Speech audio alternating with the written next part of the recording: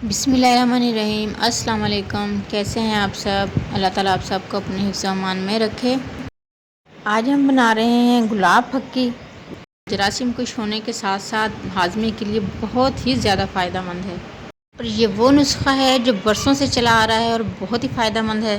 हमने इन्हें इन जड़ी बूटियों से बनाया है जो आम पंसार से भी आपको ईज़िली मिल जाएंगे और ये कब्ज़ और गैस के लिए बहुत ज़्यादा मुफीद है। चलिए स्टार्ट करते हैं।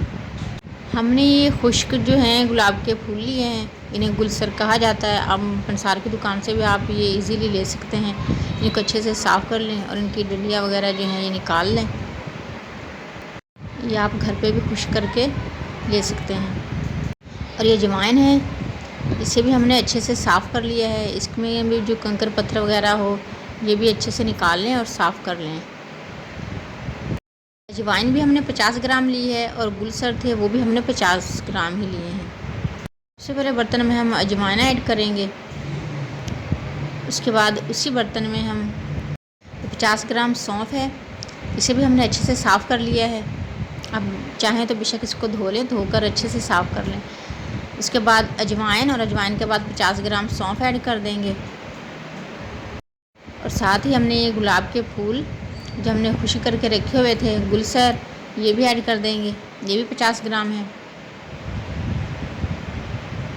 ये फक्की बहुत ही ईज़िली बन जाती है और बहुत सस्ती पड़ती है। बाज़ार की महंगी महंगी फक्कियों की निस्बत बहुत सस्ती पड़ती है ये। और ये सना मक्की है, ये भी हमने 50 ग्राम ली है। इसमें से अगर चाहें तो ब्लैक से पत्ते जो हैं ये निकाल दें आप। और ये जिस्म के जरासीमों को ख़त्म करने में बहुत अहम किरदार अदा करती है। इसका कहवा भी बनाकर पिया जाता है। ये इस तरह के पत्ते होते हैं, इन्हें सना मक्की कहा जाता है। ये भी 50 ग्राम, ये भी हम इसमें ऐड कर देंगे। ये बरक बासा है, ये इस तरह की लकड़ी सी होती है, इसको भी अच्छे से साफ़ कर लेंगे। इसका भी कहवा बनाकर पिया जाता है और ये नज़ला ज़ुकाम खांसी के लिए बहुत ही ज़्यादा फ़ायदेमंद है। ये भी हमने 50 ग्राम लिए हैं, ये भी इसी में ऐड कर देंगे। और 50 ग्राम ही हमने ये हरे सियाल लिए हैं, इन्हें हम तकरीबन 2 से 3 मिनट के लिए तवे पर हल्का सा रोस्ट कर लेंगे। हमने इनको रोस्ट कर लिया है, अब ये भी इसी में ऐड कर देंगे। इन सारी चीज़ों को अच्छे से मिक्स कर लेंगे और इन्हें ग्राइंड कर लेंगे।